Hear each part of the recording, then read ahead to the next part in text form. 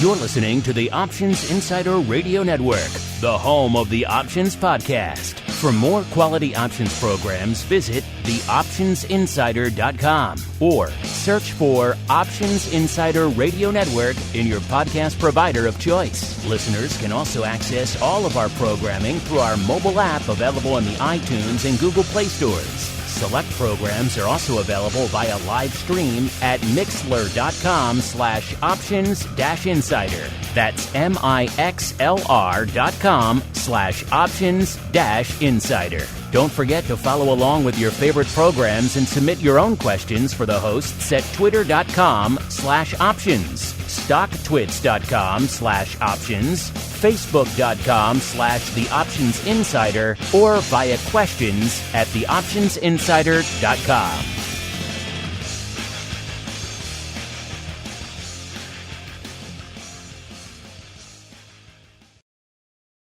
Gold, crude oil, corn, soybeans, and more.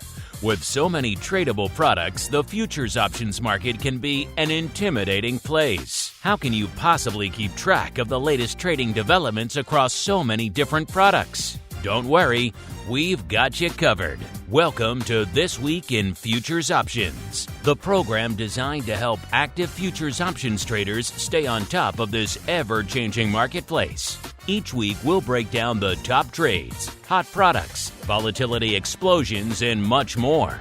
This Week in Futures Options streams live, so be sure to check out our live stream via the Mixlr app. That's MIXLR. Or join our live chat room at mixlr.com/options-insider. Whether you're an experienced veteran or a newcomer looking to separate the wheat from the lean hogs, This Week in Futures Options has the information you can't find anywhere else.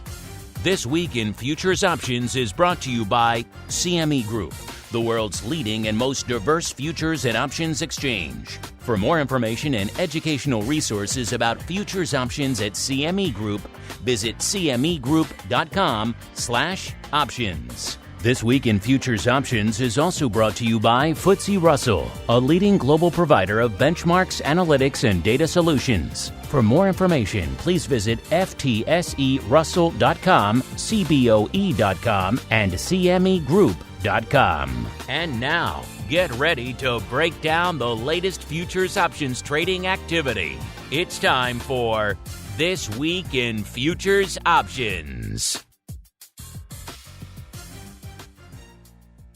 All right, everybody. That music means it is Thursday. It is 1:30 p.m. Central. It is 2:30 p.m. Eastern. Do you know what's going on in the world of futures options? Well, let's find out together because it is time for TWIFO, This Week in Futures Options. My name is Mark Longo from theoptionsinsider.com, as well as, of course, from the ever-exciting, ever-compelling Options Insider Radio Network. Reminding you out there, wherever you're listening to this show, it's available on just about every platform under the sun, it seems like now these days. Wherever you're listening to it, if it is available on that platform, do go ahead and rate and review. It does help the new folks continue to discover. Every month this year has been a new record in the 15-plus year history of the network. That's no small part thanks to you folks and your ratings and reviews. So keep it up. Of course, if your platform doesn't allow, you can always leave a rating or review on our network feed or via the App Store for all of our different apps we have floating around out there. A lot of different places you folks can leave ratings and reviews. And of course, if you want to go above and beyond, you want to get extra content in your lives like great pro Q&A sessions with leading experts from the world of options and derivatives, as well as exclusive pro podcast feed, great giveaways, and a whole bunch more. TheOptionsInsider.com/pro is the place to go to learn more. And let's see who's joining us today, holding down the FTSE Russell and CME Group hot seat. I am pleased to welcome back our old friend, Ms. Catherine Yoshimoto, the Director of Product Management over there at FTSE Russell. Catherine, welcome back to TWIFO. It has been too long. Yes, thank you for having me, Mark. You picked a good day to come on, Catherine. A little bit going on in the world of equities today. I'm not sure if you noticed. Yeah, looks like a lot of green. A little bit of action out there. But before we get to that, let's kick things off the way we always do. It is time for the Movers and Shakers Report. It's time to find out what's rallying on the light side and falling to the dark side at CME Group this week. It's time for the Movers and Shakers Report. All right, everyone. Welcome to the Movers and Shakers Report, the portion of the show where we break down everything lighting it up to the upside, aka the light side, and to the dark side over there at CME Group this week. Catherine, you know what time it is. Where should we begin our journey this week? To the light side or to the dark side? I mean, as you said, it's a good day, so let's start with the light side. All right, to the green we go. We can look at the green through a couple of different lenses, listeners. If you look at it on the week, which is the way we do it, it is this weekend after all. It is certainly interesting. If you look at just the one-day performance really quickly, let's run a quick one-day report just to see, listeners. And it is just a madhouse out there today. A Russell 2000 up 5.36% just today. And that's only number 3. A NASDAQ number 2 up 5.45%. Our old friend Bitcoin up over 9%. Of course, that's coming hot on the heels of yesterday where it seemed like crypto was about to drag the market down into another death spiral. Everything was selling off pretty hard. So insane times afoot, listeners. Of course, if we dial the Wayback Machine all the way back to the end of last week's show, then we have our movers and shakers reports. Let's see. To the light side we go. Again, it is a rock'em sock'em week. Again, it shows you on the week, the Russell 2000 up about 4.25%, and it's only number 16 to the upside. That shows how much upside there is to be found out there this week, listeners. A lot of green on the. We can do a bottom about 8 or 10 or so. That's really about it. A lot of green on the screen this week, listeners. Number 5 is Class 3 milk, up 7.6%. It was number 5 in the same direction last week, so in the exact same spot pretty much. It was up 3.4% last week. It's up over 10% just in the past couple of weeks out there. So a good run here for dairy. Number 4, off to the metals we go. Palladium up 8.59%. It was number 2 in the other direction last week, off 7.25%. Number 3, hanging out still in the metals, it's copper, up 10.1%. So everyone who's been lamenting perhaps the underperformance of metals, I guess you got it all this week. Here it is. All year long, they've been languishing, and then here it is this week. Copper up 10.10%. Number 2, still hanging out in the metals, it is silver, up 12.2%.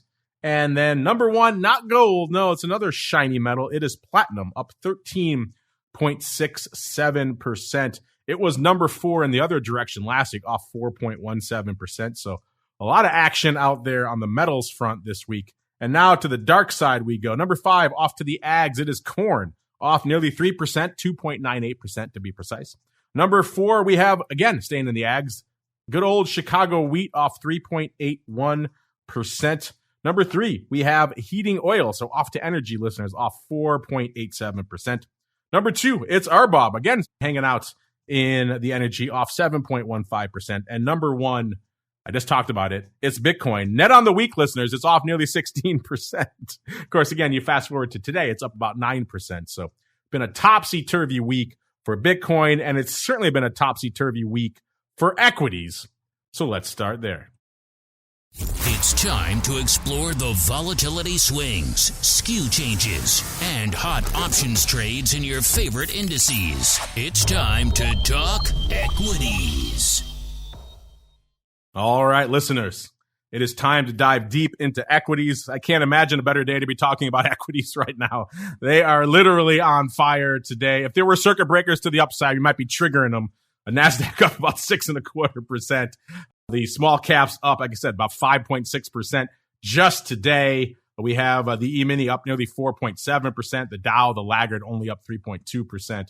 It's just green across the board. Of course, if you folks want to see all this data, all this good stuff for yourselves, all these reports we're going to talk about, CMEgroup.com/TWIFO, TWIFO is the place to go to get those free TWIFO reports. Then you're going to scroll down to the equities, listeners. So go into asset class and scroll down past ags and crypto and energy all the way down to equity indices. And then we're going to hang out here in our old friend, the Russell 2000, to kick off the show. And Catherine, speaking of the Russell 2000, it's been a crazy time out there. It's a crazy day in the Russell 2000, but it has also been a crazy year in the Russell 2000. I know when you're not busy talking to me, Catherine, you're out there crunching the numbers, looking at all the data from all things large cap and small cap and everything in between. So kick us off. Let's look back at this crazy year that has been the Russell 2000, Catherine.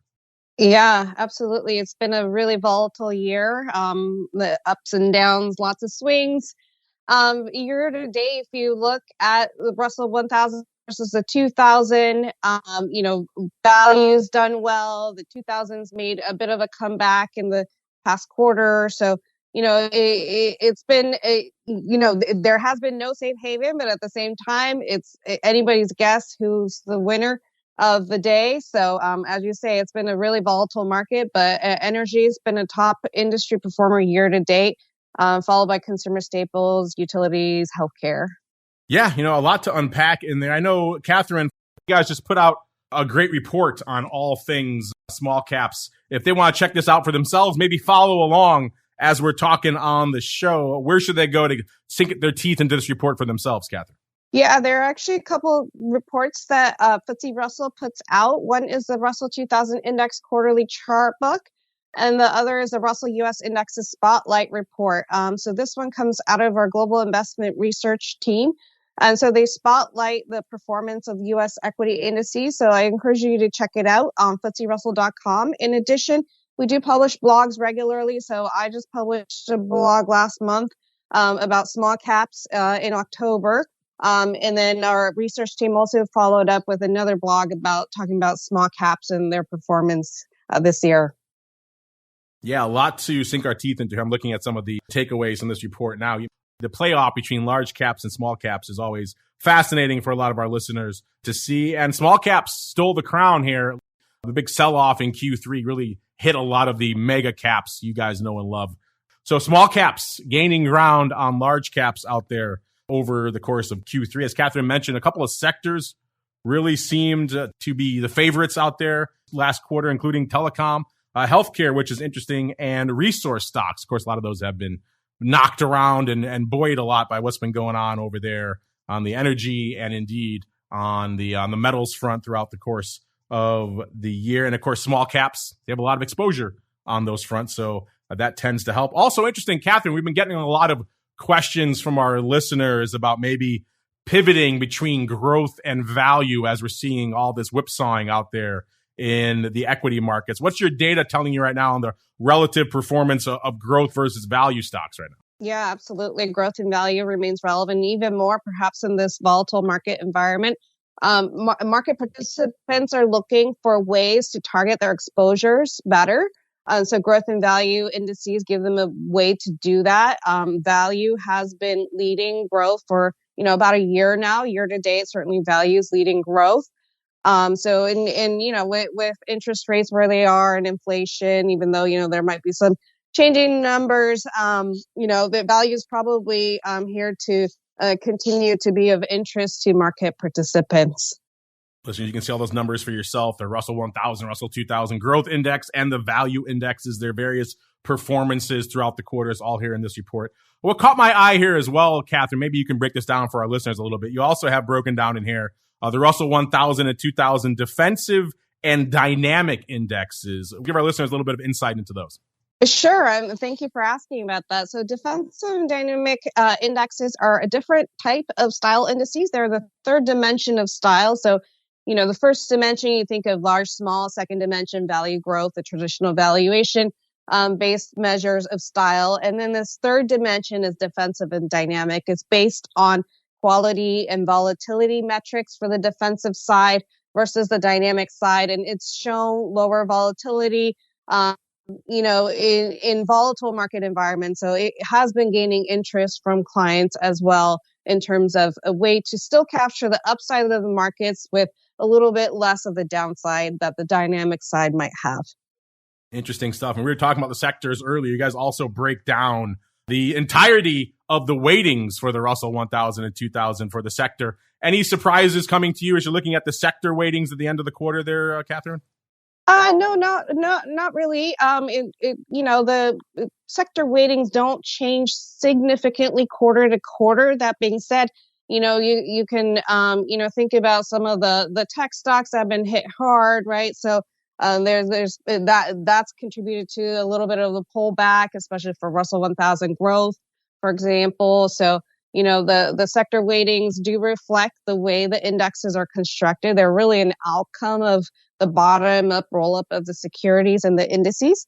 I would also point out that the Russell 2000 gets less revenue from outside of the U.S., so it's viewed more as a domestic index that could be insulated from volatility abroad. So, a lot of people are looking to the Russell 2000 as an indicator of the U.S. economy and also more insulated from turmoil abroad. That always has been one of the driving forces of small caps is we want to look a little bit more domestically. Small caps certainly focus squarely in that arena. Of course, you're talking about small caps and equities in general. You can't forget about volatility. It's really the flip side of the equity coin is volatility. So let's run down the vol landscape, set the table. Here we are as we're kicking off this segment here. Small cap vol, obviously RVX, the VIX of the Russell 2000, a little bit shy of a 30s, coming back in again, down about 2870 or so, down a little over 2 points, about 2.1 points from where it was this time last week. VIX cash, a wee bit lower, about 23.5, down about 2 points as well, about a little bit less than 2 points, actually, about 1.95 points on the week. So that spread tightening up just a little bit. VVIX 84, almost 84.5, that's up about 5 points. And again, people think vol only equates to downside movement, but we are exploding to the upside today, listeners. So explosive movements, regardless of direction, equates to vol at the end of the day, which is why VVIX ticking up yet again. Vol Q, that's a NASDAQ vol. They have annihilated this. It's down about 2.4 points from where it was this time last week, 28.75, coming in quite a bit. So we're seeing that VIX to RVX, so that large cap to small cap vol spread, a little bit north of 5, about 5.2 points. That's about almost 0.2 points tighter. Again, not a huge move on that spread. The VIX to vol Q, so the NASDAQ to S&P 500 vol spread at about a 5.3. That's about almost half a point tighter, about 0.45 or so tighter than this time last week. All right, the table is set. Catherine, I know in your report there, you also break down one of my favorite and certainly one of the least heralded vol indexes out there, which is RVX, aka the VIX of the Russell 2000. Any interesting findings in your report as you're looking back at RVX throughout the year, Catherine? Certainly, as you noted, volatility, seems to have come down a little bit from the peak earlier in the year. Actually, the peak was actually more earlier in the pandemic, isn't it? So it's capturing the volatility. It's been above a long-term average, a 15-year average, for example. But that being said, I think it's stabilizing compared to a couple of years ago. It's not stabilizing. They're adding to it all the time. Are the expirations on the equity options front, Catherine? It seems like there's an expiration just about every day now in most of the major equity indices out there. And we're seeing a huge uptick in these. People are loving these things across the board in the equity space. They love being able to come in on, let's say, a Fed day or maybe today like today with CPI numbers and not have to deal with a whole month's worth of premium or even a whole week in that case. You can just come in and trade a single day expiration out there, which this is surprising me just how popular these intra-week expirations have been. Catherine, are you as surprised as I am that these intra-week expirations, that they're as popular as they are? And any other surprises that you found looking at all the new additions to the expiration cycle for Russell 2000? It does sound like there's a lot more interest from, investors in general on, having more options at their fingertips, to add to their toolkit. So it's not surprising in that sense. So it's great that these are available. And also, speaking of availability, we just had a big episode we did just a few weeks ago with the folks at NinjaTrader focusing all about event contracts, kind of this new addition to the offering over there at CME. And one of those event contracts is on an index I think is near and dear to you, Catherine, which is the Russell 2000. It's analogous to a binary, effectively, in terms of will this event happen, yes or no, and using that probability to price out these event contracts. So what are your thoughts on these and the fact that the Russell 2000 was included in one of the initial offerings, Catherine? Yeah, absolutely. As you say, Russell 2000 is near and dear to my heart. So I'm very pleased that CME Group in October selected the Russell 2000 index for their new events-based contracts. This enables investors to take a position on daily price predictions. They offer an intuitive, straightforward way to access futures markets. They're short-term limited risk contracts that enable investors to express views on where the price of the Russell 2000 futures will move up or down by the end of each day's trading session. So I think it's great that they're offering this to investors. They're presenting them with a menu of short-term price predictions by product. The investor can choose a side on a given prediction. So for every event contract held that expires in the money in reference to the underlying Russell 2000 future settlement price, the investor receives a fixed payout. So, and what's great is that the cost is relatively low. Each event contract is sized at $20 per contract. So it's great. I'm absolutely thrilled that CME Group is offering this. Let's get on out now to the RUT options, see what's lighting it up out there in a pretty rock'em sock'em day and indeed week out there. Like we said, coming into this portion of the show, Russell 2000 hanging out at about an 1864, up only 3.3% just on the week. A lot of that coming, obviously, with today's 5+% move to the upside. Man, just crazy stuff out there. Let's see what's lighting up out there from a volume perspective. A decently active week out there in RUT, all things considered. And it looks like, unlike most of our traditional equities where it's all contracts expiring in about a day or two, RUT this week actually going a little bit farther out, all the way out 35 days. That's an eternity in the equities, going on out to the DEES expiration. So we're going to hang our hat out there. The vol on that cycle was about a 28, and that does line up pretty well with RVX, which is not exactly surprising. The RVX uses the VIX methodology, just roughly a 30-day calculation. We're looking at about a 30-day vol here. Obviously, we don't have the skew in vol, but it's pretty close. They're both hanging out at about a 28 handle right now. It's actually off about 0.9 on the week, so vol coming in a little bit here as well. Skew-wise, the puts last week, 6.1% bid. This week, about the same, 6% bid. So not a huge evolution really in either side of the skew, which is kind of interesting given how much movement we've seen over the past week. The calls last week, 5.5% cheap. This week, 5.6% cheap. So the puts moving about a tenth of a point and the calls moving about a tenth of a point. So not a huge evolution from a skew perspective. In terms of action, though, it was the 2010s, the 2010 calls leading the dance this week. Nearly 1,000 of these going up this week, almost all of that on Monday. And you say that sounds like a weird strike. It is. You are right. And it looks like it was a 2010-2030 vertical that went up on Monday right around 800 times, with the rest kind of trading throughout the week. And that was all pretty much opening. So opening 2010-2030 vertical. I know listeners, we've been talking about these enormous 1 point wide verticals going up in WTI. This isn't quite as tight or quite as esoteric as that, but still, usually in these times, you expect people to maybe be piling in around the psychological levels of 2000, something like that, maybe 1900, given the fact that we're threatening that. Nope.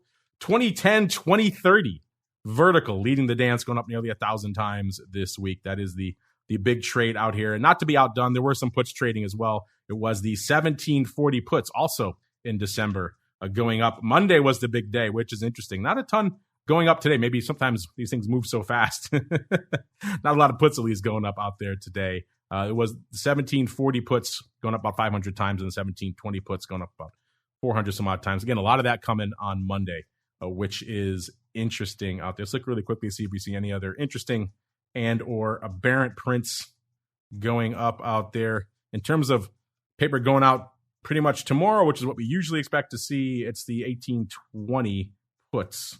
That's the big dog out there. So a lot of you like to ask about small delta calls. We're not seeing that, but we are seeing a very small delta call vertical in December going up today, which is kind of interesting. If you want something a little bit more, shall we say, near the money, then how about an 1880 20 half vertical going up today?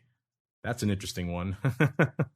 Again, at the money and then pretty far out of the money on that second leg out there. Both that going up a couple hundred times there today. Looks like mostly opening on both of those legs. So a lot of interesting stuff to unpack.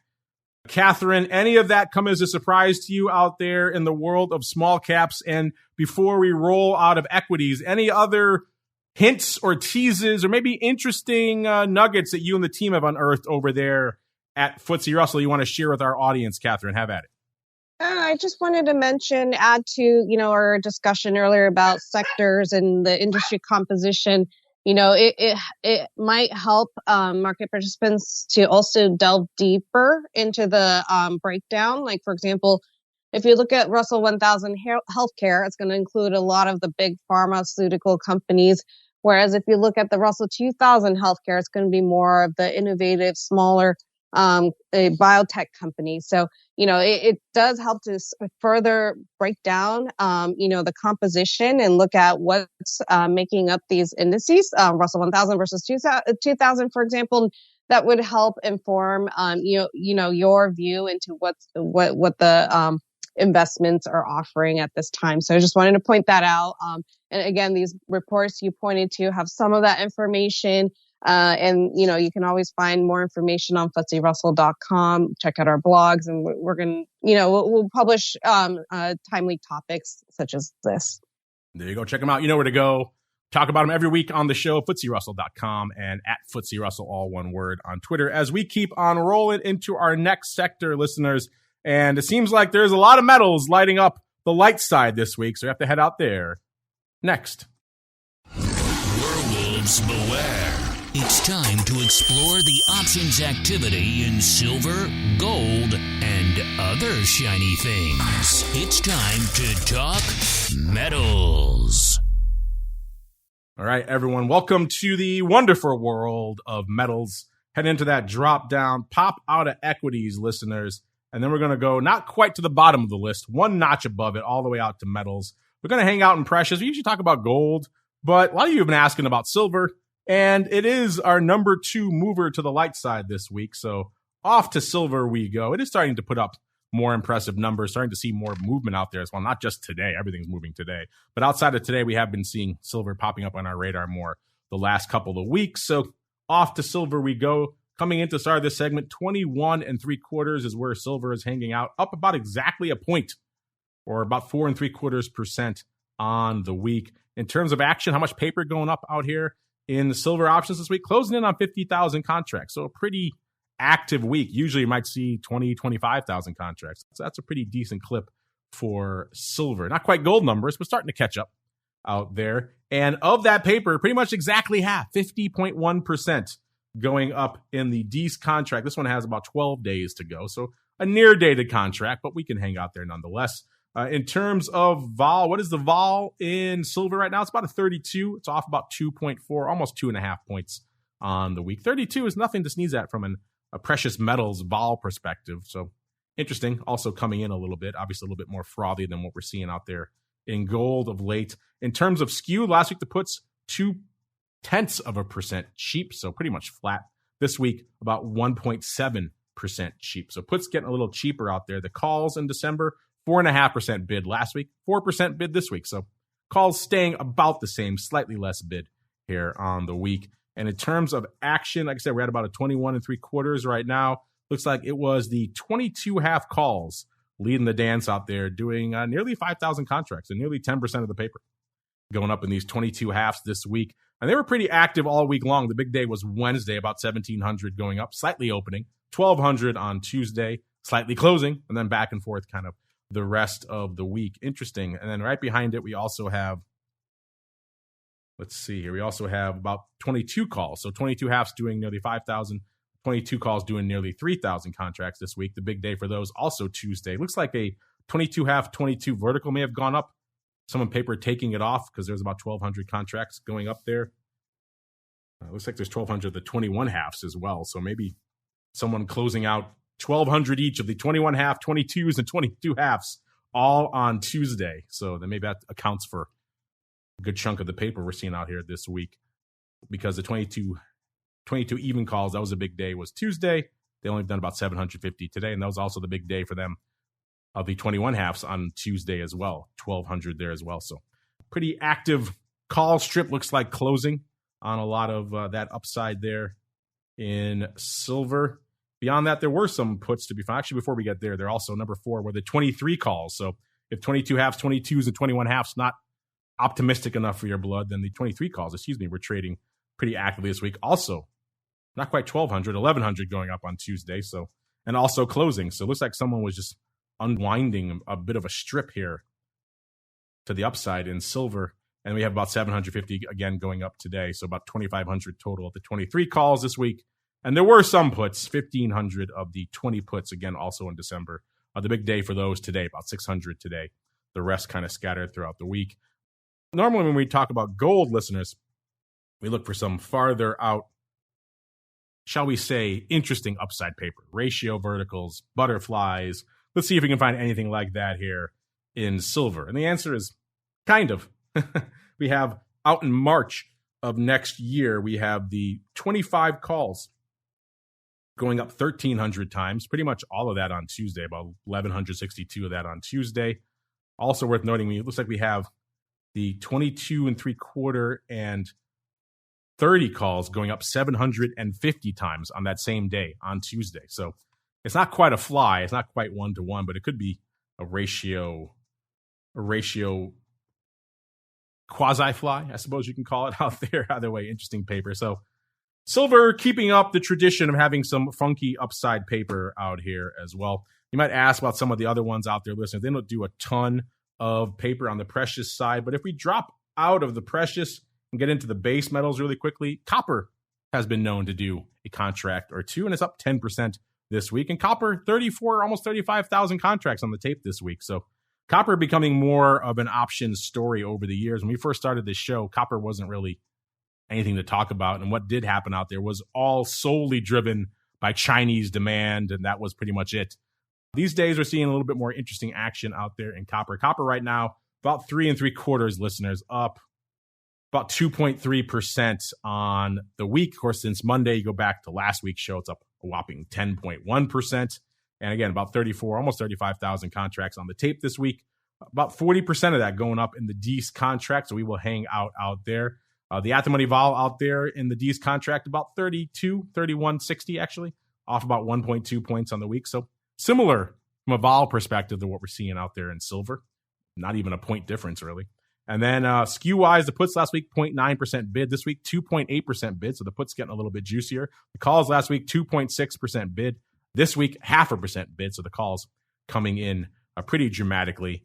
And in terms of action this week, it was the 4 calls leading the dance across the board. 4 calls in December doing 3,500 contracts, but the 4 calls in January of next year doing even more, doing 5,300 contracts. Those are actually the big dog. Almost all of that today, 5,045 going up today of the 4 calls in January in copper just today. So interesting. Decent sized paper going up just today in copper. And of course, if we go back to the D's contract, 3,500, the 4 calls trading out there as well. It's like it might be a bit of a vertical going up today. We have the 4 calls trading 2,600 times today, and a total of about 3,600 times on the week. Looks like closing throughout the week. Obviously, we don't know for sure about today. And then we also saw about 2,100 of the 390 calls going up today as well. So maybe a bit of a vertical 394. Interesting. That could be closing because there is a decent amount of OI. It's like the OI on the 4 calls, not enough to cover 2,600, so that probably is opening. So maybe they are rolling up. We are getting close to that 390 strike, so it's not a huge roll if that's the case, only a 1/10 of a point, but we've seen stranger things out there, the listeners. And let's see really quickly if any other interesting and or aberrant prints. Looks like it's mostly 4 calls out here leading the dance this week. We don't see the same type of paper that we see in gold, listeners, or in silver, where we see a lot of weird upside. We are seeing the 340 puts in March of next year doing a decent amount of paper as well. 3,500 of those going up this week. Pretty much all of that on Monday, all opening. And then we have the 290 puts going up about 1,800 times, also on Monday, also opening there as well. So size paper on the 340 and 290 puts all opening in March of next year. So interesting stuff. Don't get a chance to talk copper too often on the show, listeners. But with so many metals there, we kind of had no choice. And speaking of many different things to talk about, we are also seeing a fair number of ags on the list. So we'll head out there next. It's time to get our hands dirty exploring the latest options, trades, and trends in corn, wheat, soybeans, and more. It's time to talk ags. All right, everybody, welcome to the world of ags. Let's get our hands dirty and dive in. We have SRW wheat off nearly 4%, number 4 to the dark side. Corn off about 3%, number 5 to the dark side. We haven't talked about corn in a while on the show, listeners, so we'll head out there. It is kind of the big dog of the ag complex, listeners. Where is corn right now? 653 is where it's trading even, off 28 handles, about 4.11% on the week. 532,000 contracts going up this week. So a pretty active week for corn. Usually we'll see somewhere in the 400, maybe 440,000 range. So that's a pretty decently active week. And of that, about almost exactly half again, 49.5% going up. And the D's contract has about 15 days to go out there. So we'll hang our hat out there, listeners. What is the vol, you might be wondering, in December corn? It's about a 1960, off about a tenth of a point. So the vol not really moving this week. Also not that volatile. We just talked about silver and copper, both of them hanging out at about a 32. Small caps hanging out at about a 28. VIX at about a 23. And here's corn at about a 19.5, listeners. So not that volatile out there. In terms of skew, we're seeing the puts last week, 2% bid. This week, 5.7% cheap. So a big swing on the put skew. Calls last week, about a tenth of a point cheap. This week, 4.3% bid. So we're seeing big moves on both sides of the skew, which is kind of interesting. Both wings getting some action. The puts getting pretty cheap and the calls getting fairly bid. Again, we're talking starting from a low base point, only about 19.5, but still, that's interesting. In terms of action, what was the big dog out here, listeners? It was the 700 calls leading the dance by a country mile out here, doing 31,000, almost 32,000 contracts. So I said we're at about a 653 right now. So these are roughly $50 out of the money calls. Been trading pretty actively all week long. The big day was Tuesday, almost 12,000 on Tuesday, slightly closing. About 11,000 again going up on Wednesday, slightly opening. About 5,000 today, 4,000 on Monday. Back and forth opening to closing. So it's been a pretty contentious strike as we get closer to it, move away from it. We're seeing a lot of opening and closing action out there. Again, not entirely surprising, but it is a pretty impressive number in terms of overall volume. Then behind that, actually, we have to jump out a little bit. We have to go out to Jan of next year to the 600 puts, doing about 21,000 contracts.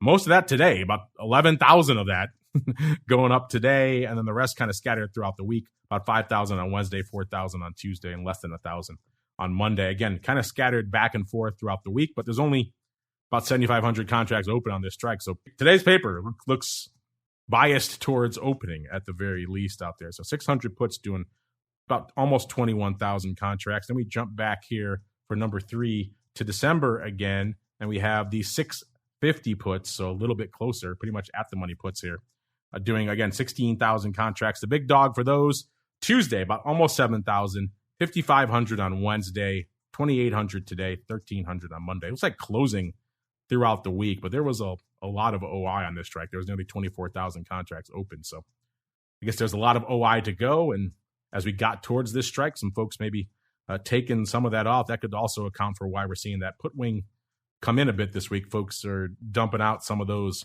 puts out there. Interesting. That is the at the money strike, and we are hanging out right about it there. So interesting. We saw so much closing throughout most of the week here. Let's see. Corn. We talked about corn. Let's jump really quickly. I know we have a lot of ag fans out there, really quickly out there into the wheat, the Chicago wheat to be precise. So bump out of the corn and jump all the way up to wheat. Ag's obviously pretty easy to find in the drop down, listeners. They're right there at the top.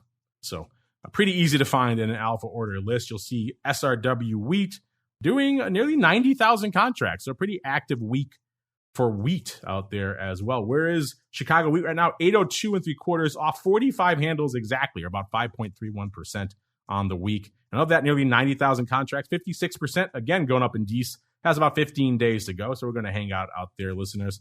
The vol in wheat right now, 33.68, off about almost 5 points. So vol coming in pretty precipitously out there in the December wheat. Skew-wise, the puts, 12.6% bid last week, 7.4% bid this week, and the calls 26.5% bid. My goodness, they were very rich last week. They have come in almost 20 points, actually a little over 20 points. They're now 6.2% rich this week, so coming in over 20 points. That's a huge move in this skew. Let's find out what's going on out there, listeners. And in terms of action, it was the 850 calls. I said we're at about an 802 3/4. So these are fairly out of the money calls that were leading the dance here in December, doing about not quite 5,000, about 4,400 on the week, including 1,500 today, about 1,500 yesterday, and the rest scattered throughout the week. Looks like opening throughout most of the week. So interesting. Opening on the 8 halves. Maybe a lot of overwriting going up. Something has to account for the fact that we're seeing a huge move in the skew. Usually also when we're selling off an underlying like this, you'd expect the skew to pivot a bit to the upside and actually get a little bit more bids. So that's a huge decrease in the skew. We had the 900 calls doing about 2,800 contracts this week, 1,000 of those today, almost 1,000 yesterday, and then the rest scattered throughout the week. Looks like opening there as well. So size overriding going on up here in the upside here in the D's calls in Chicago wheat. Something is really annihilating that call skew. I'm not sure if I'm seeing what it is out here, but interesting stuff nonetheless. 875 is also trading about 2,100 times this week. The lion's share of that was actually yesterday, 1,400. And it's opening on all of this, so it could be just aggressive upside overriding, but usually not the case out here. But interesting nonetheless. Something is really just hammering that call skew here in Chicago wheat this week. We're seeing that across the board. Also, in the Jan contract, the calls were 25.5% bid last week, 8.8% bid this week. So bit of a call vol apocalypse in January out there as well. I mean, vol is coming in, but not enough to account for that. So clearly we saw just a huge skew moves over the course of this past week. And we also saw, interestingly enough, going a little bit farther out, the 1,000 calls in March, doing 3,200 contracts this week. That March contract is at about an 824, that March future. So a little bit richer than the contract that's the front month right now. And it looks like 1,000 of those today, 1,100 yesterday, and 1,000 on Monday, all opening on these 1,000 calls throughout the week. So interesting stuff. Let's see if we saw the same skew annihilation in March that we saw. We saw not quite as aggressively, but similar. It was 13.3% bid last week and 9.2%. So it only came in 4 points, not the 20-point apocalypse that we saw in the D's call contract, but still, wow, there was a lot of juice baked in there last week. And like pretty much most, if not all of that has come in this week. So interesting stuff afoot here in the ags. And, we were talking about equities earlier. One of the big drivers for equity action, at least yesterday, was just the hand-wringing about what was going on in the crypto space. So I think we have to wind things down here this week, looking at a little bit of crypto. It's time to explore the volatile world of Bitcoin, Ether, and more. It's time to talk about crypto. All right, everybody, welcome to the topsy-turvy world of crypto. If you like crypto, of course, I encourage you to check out our Crypto Rundown program every Monday. We do that show, a lot to unpack. That's solely focused on the world of crypto derivatives, so check out that one if you are intrigued by this. And of course, you can also check out reports here in our TWIFO reports, all about crypto as well, for everything going up at CME on the crypto front. Pop into that TWIFO report, go down one notch from ags, cryptocurrency, right below it. We're going to hang out in Bitcoin. That is, of course, the big mover out there, off nearly 16% on the week. Of course, if you go to today's action, up nearly 10%. So huge swings in Bitcoin. Of course, you don't need me to break down all the drama that was the FTX meltdown with liquidity and then Binance and will they, won't they do the deal? Seems like they won't do the deal, at least as of coming into start of the show today. So that was weighing on things. But of course, inflation seemed to trump everything and carry equities back north, and it's carrying crypto back north today as well. So everyone out there who says crypto not correlated with equities and it's not paying attention. Coming into the start of today's show, again, Bitcoin got hammered, got down into the low 16,000s. It's still in the 16,000 range now, but it has recovered, obviously. It's up to about 16,990, just a little bit below 17,000 right now as we're kicking off the start of the show. And one of the frequent complaints we've seen from people is that the big Bitcoin options out there just can't catch a bid. They can't get a lot of volume. They're putting up some numbers this week. Nearly 1,800 contracts have gone up so far in the big Bitcoin options. And you might say that's not a lot. That's not Eurodollars. That's not E-mini. And you're right. But for this product that has done some weeks 2 contracts, nearly 1,800 contracts, that is a ton. Remember, this is a 5x multiplier, so it's a very beefy contract. It's not for you and I out there, listeners. And doing 1,800 of these, that is a ton. Let's see what they were trading out here. It was the 12,000 puts doing 255 contracts. That is the volume leader out here this week. And that may sound like a outlandish strike. But then again, we were plummeting to new depths just yesterday out here, listeners. So maybe some folks were spooked. They were picking up. These are the Ds. Yeah, the Ds 12,000. So 12,000 by Ds expiration. We've seen crazier things. These were, it's like they were mostly opening. Another 220, all that going up today, actually. They're only 30 yesterday. 225 of the Ds 12,000 puts going up today. That's interesting on the rally. And then 100 of the 10,000 puts also going up today, and also 100 yesterday. So maybe they put those on yesterday. They were opening yesterday. Maybe they're taking them off today. But new paper on the 12,000 puts today in December, which is strange, I think, to put it mildly.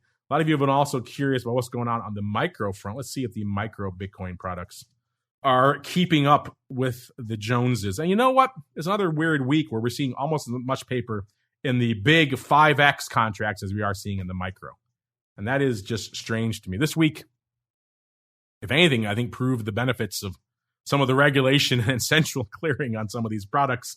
And so you think that might have driven a little bit of paper in these, but only about 2,100 contracts going up on the micro front out there this week. Looks like the big dog, such as it was, 18,000 puts going up about 500 times this week in November. So that was the big dog out here. And really quickly, we saw some action in ETH this week as well. Look and see if the ETH contract's doing well. The micro ETH, that's a different story. 16,000 of those trading this week. Of course, we saw ETH plummeting to not quite, I don't think it broke 1,000. I'll have to check to see, but it was starting to threaten that during the big sell-off yesterday. Today at 12.59 again, it's still off nearly 400 handles on the week, 390 and a half to be precise, or down 23.7% on the week. My goodness. But still, intriguing stuff. 16,000 of the micro contracts. So the micro Ether does seem like it's resonating more with the retail folks out there in particular. It looks like the big dog, such as it was this week, were the DEES 1,100 calls, trading about 2,200 times today and about 240 times yesterday. Opening, obviously, yesterday. And looks like the OI, not much OI there. So that's all opening paper. So new openings on the 1,100s today. That's an interesting choice. Obviously, an in-the-money contract, a fairly substantially in-the-money contract. So an interesting choice for the new paper out here. Let's just see. Yeah. Obviously, $150 in-the-money contract. So maybe a bit of a underlying substitution type trade. But if that's the case, that's an interesting choice. Or they could be obviously overriding that as well. That's also a interesting choice if that is the case. But either way, that was the big dog. 1,100 calls in the micro Ether contracts leading the dance out here this week.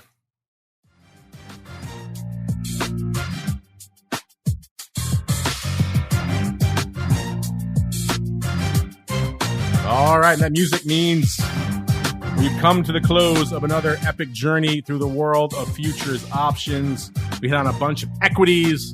Top of the show also threw in there some ags, threw in a little bit of metals, and of course, because it's a crazy week, all things crypto. Of course, I want to thank our guest joining us in the FTSE Russell hot seat this week with Catherine Yoshimoto. Catherine, you mentioned at the top of the show where they can go to find this report. Maybe reiterate that for our folks if they want to check out and really dive deep into all those details on all things small caps. Where should they go? What should they do, Catherine? Yep. Go to FTSERussell.com. That's FTSERussell.com. There's a research heading, so that's the best place to start. There's also a blog heading.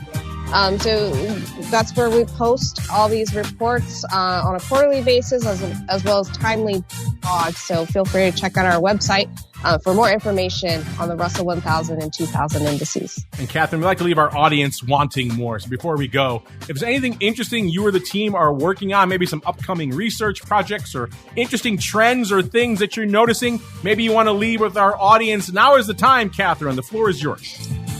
Well, thank you so much for the opportunity. I think it's actually fantastic that our exchange partners, CME and CBOE, offer these derivatives, options, and futures so that investors can harvest volatility. So we're excited, again, with the recent CME launch. They've also launched earlier in the year the Russell 2000 dividend product, which I understand has been doing pretty well. So, I also, encourage the listeners to check out their products that, are tied to the Russell 2000. There you go. We've obviously had Tim McCord on multiple times talking about all those great products out there as well. And of course, we now have the event contracts to add into the mix. So however you want to get your taste of Russell 2000, listeners, there's a lot of things to choose from over there at cmegroup.com. And of course, if you want to see all that research Catherine was talking about, FTSE Russell, FTSERussell.com. Give them a follow on Twitter while you're at it as well, at FTSE Russell. All one word over there. That's going to do it for us on the network today. Listeners, I want to thank all of you who joined us today for the option block. And of course, for today, joining us again tomorrow, noon Central, 1 p.m. Eastern for Volatility Views. I have a feeling there's going to be a lot of vol to break down on the show tomorrow. So that should be a fun time. And then for all you pro folks joining us after that for Options Oddities. And then back again next week with all of our usual slate of content all the way through to another Thursday and another great episode of This Week in Futures Options. Stay safe out there, everybody. This Week in Futures Options is brought to you by CME Group, the world's leading and most diverse futures and options exchange.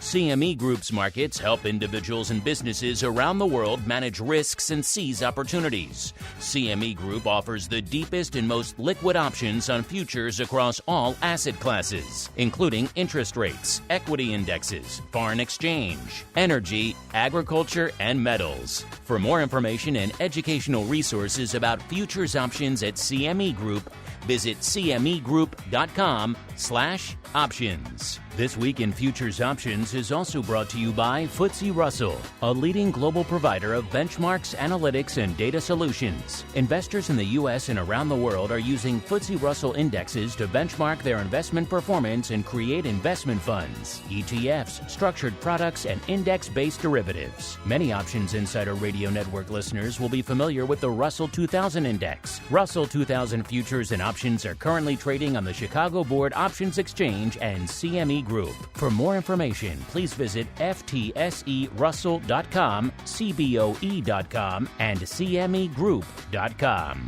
This broadcast is intended for informational and educational purposes only and does not constitute trading advice or the solicitation of purchases or sale of any futures or options. The rulebook of the applicable exchange should be consulted as the authoritative source on all current contract specifications.